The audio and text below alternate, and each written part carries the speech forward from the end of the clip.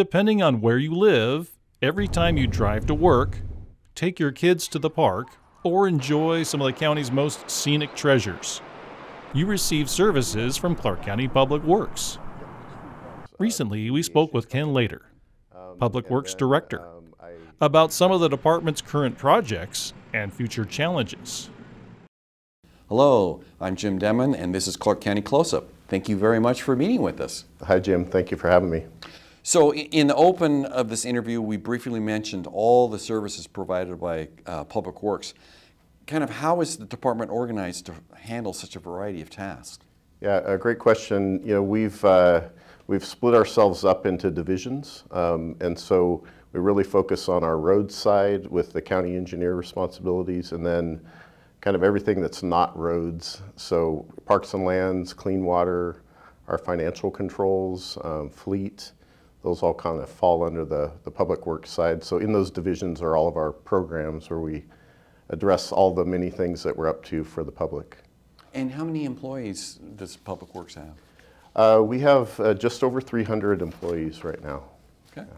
Now, you serve two roles for Public Works, county engineer and director.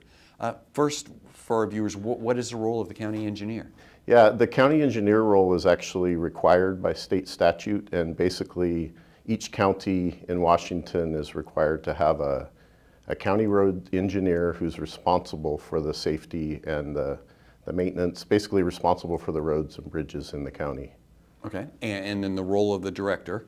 The role of the director is really a business function, so not required by state statute, but the county has decided that that fits really well as far as all of the other public services that we do that would be called public works. So again, parks and lands, clean water, and those types of activities. Okay, so tell us a little bit about your background. Where'd you get your education? I went to Oregon State. I spent a little bit of time at Purdue prior to that, but I have my bachelor's from Oregon State University, so go Beavers. Okay. Yeah. And what was your professional experience before coming to Clark County? I started out of school as a project manager for an environmental hazardous mediation company. Okay.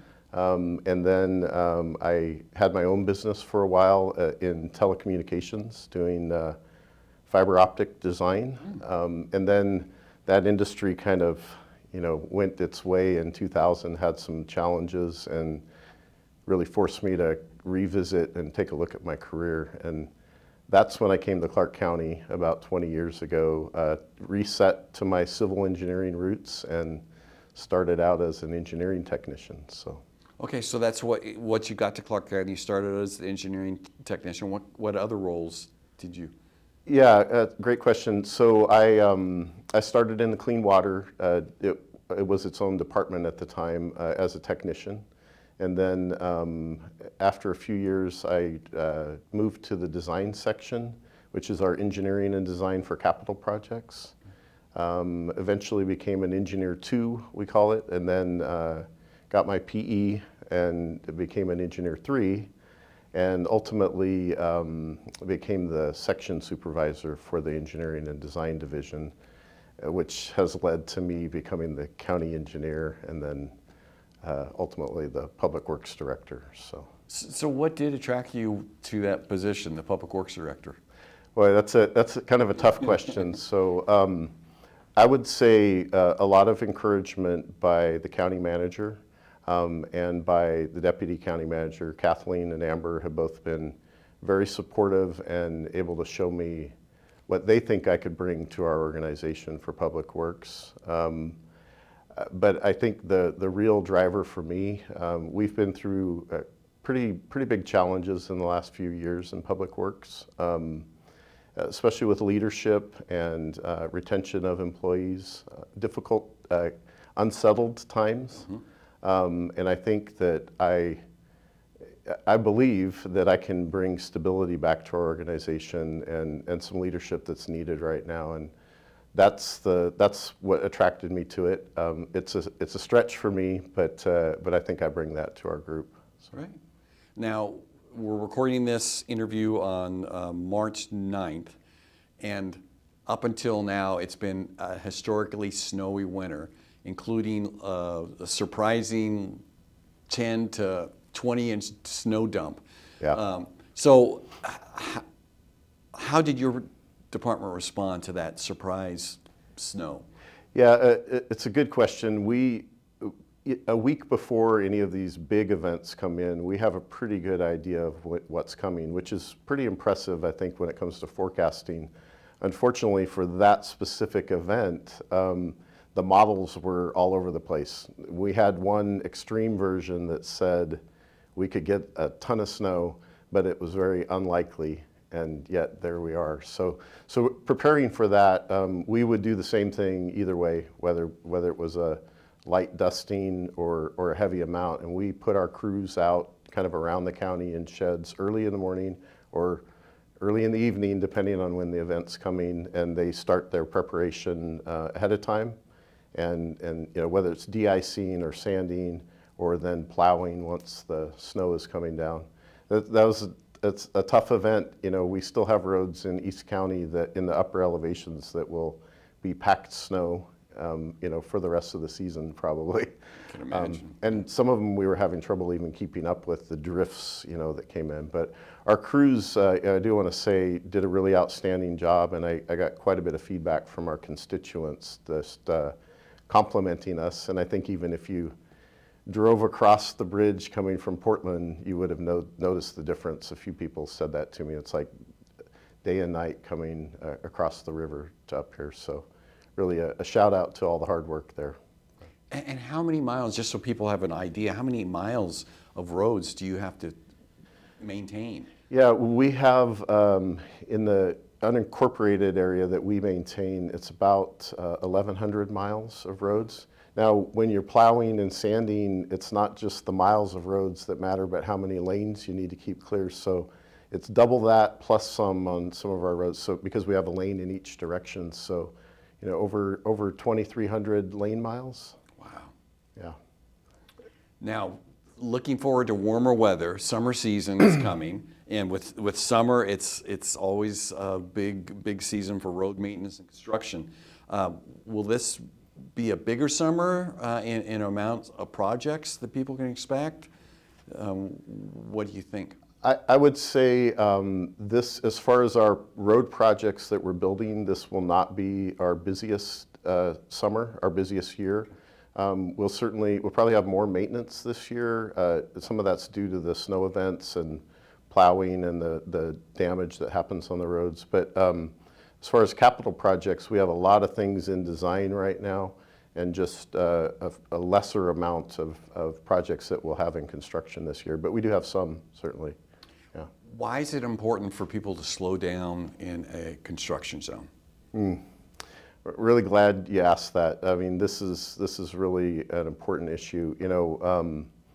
I used to ride a motorcycle all my life, really, until about 5 years ago when a couple of my friends were injured severely on motorcycles. And for some reason today, people are more distracted, not paying attention to the road. And when our road crews and when our workers are out there working in a work zone, they have things that they need to pay attention to, which isn't the traffic that's right next to them, right? So we really need people to pay attention to those signs, the flaggers, and you don't get a do-over when there's an injury accident in a work zone like that. So our road crews are making the roads safer when they're out there doing our preservation work and maintenance, and we really need the public to help us by just slowing down. Don't be in such a hurry.